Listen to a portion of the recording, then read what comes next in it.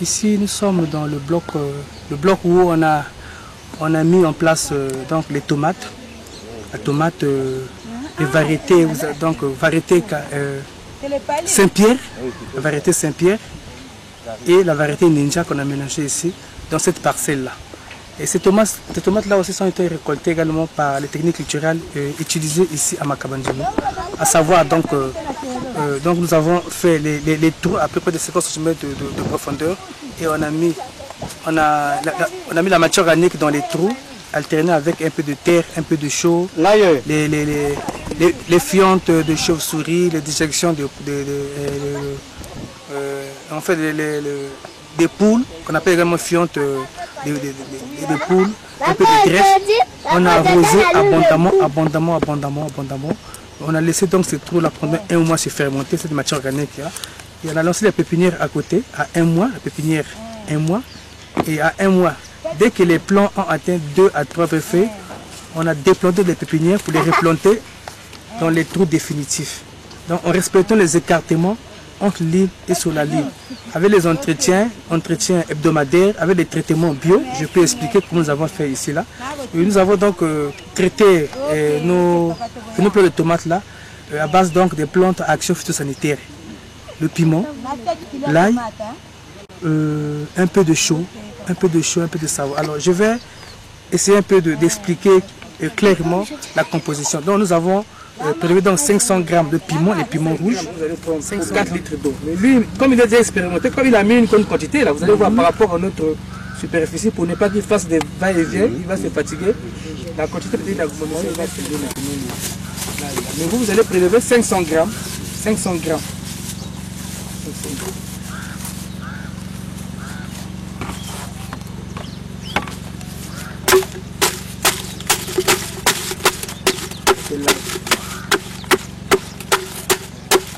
Lui, il perd ça à l'intérieur. Lui, il a mis tous les morceaux de savon. Ah oui, mais lui, là, on fait des courses de sécurité de travail. Il faut avoir les gants, les lunettes de nous protéger les yeux. Sinon...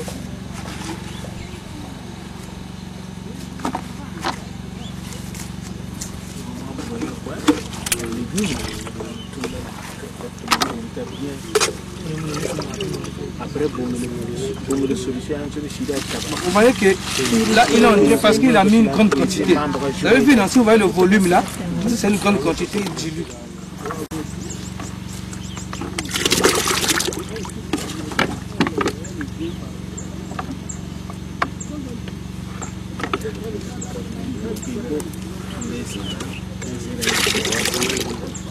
On fait le mélange, c'est le mélange.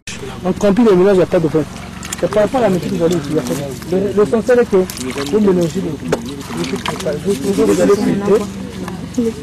C'est immédiat. Peu importe avec les propriétés du piment, surtout les lacs, le savon.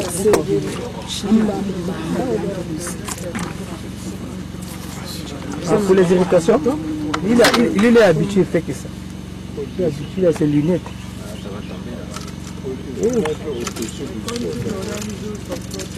C'est mon père, il connaît. Voilà.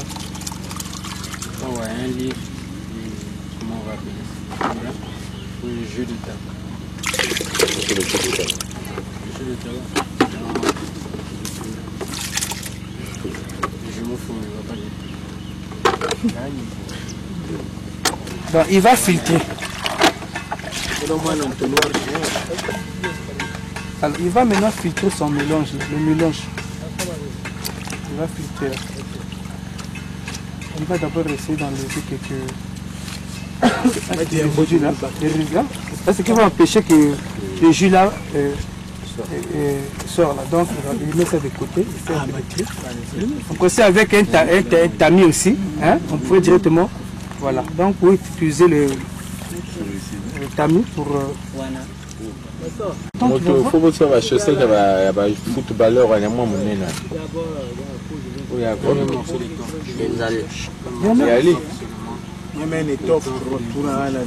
Bon, comme si ça a un tissu, avec un tissu, on mettait là et puis.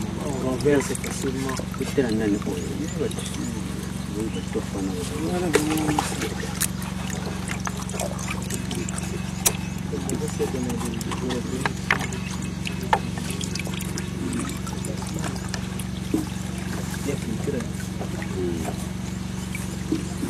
Donc, vous voyez comment ça... Vous voyez, mais moi je pense que c'est même un bon filtre, si vous regardez. Voilà, ici nous sommes en train de préparer une solution pour lutter contre les insectes, contre les champignons, contre les ravageurs des racines. Hein? Alors, donc, nous avons prélevé 500 g de piment, 500 g de l'ail, 500 g de piment, 500 g de l'ail, pilé. On a ajouté 1 litre d'eau. On a préparé une solution A. Alors, nous avons donc prélevé 25 g de savon. Ça peut être du savon de Marseille, ça peut être le savon, je sais pas, savon fabriqué de l'huile végétale. Donc 25 g dilué dans 4 litres d'eau. Une solution B. On a pris aussi quelques feuilles de tabac. Le tabac,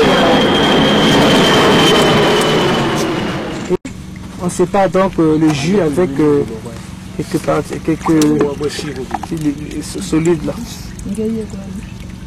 Voilà, donc ça c'est une préparation, une recette. Et on a ajouté aussi, on va ajouter un peu de chaux. La chaux c'est un désinfectant. La chaux. Pour donner un peu d'efficacité au produit. Une cuillerée suffit. Hein?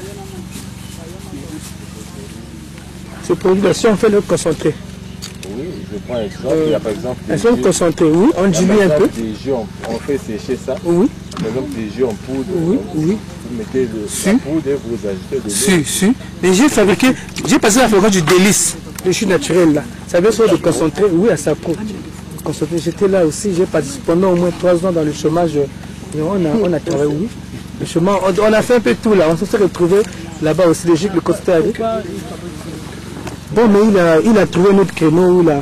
Ah, bon. C'est déjà filtré. Et on va maintenant renverser le tout dans le pulvériseur.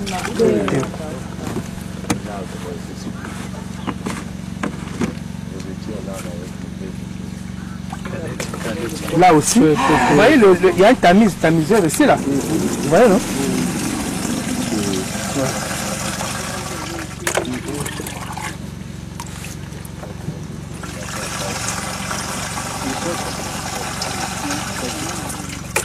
Oh, ça va vite.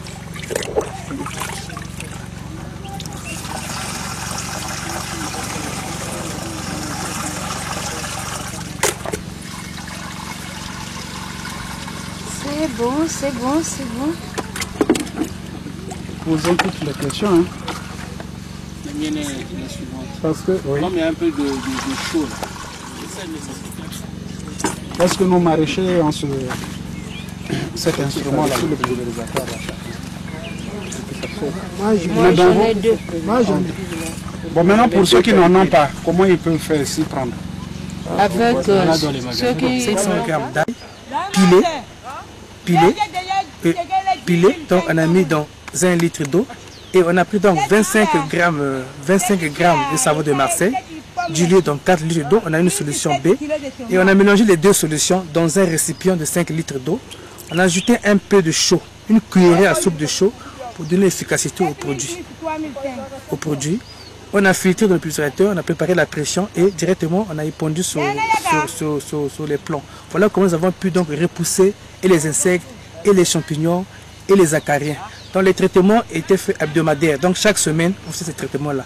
Dès qu'il y avait résistance, alors en ce moment-là, on multipliait maintenant ces traitements-là.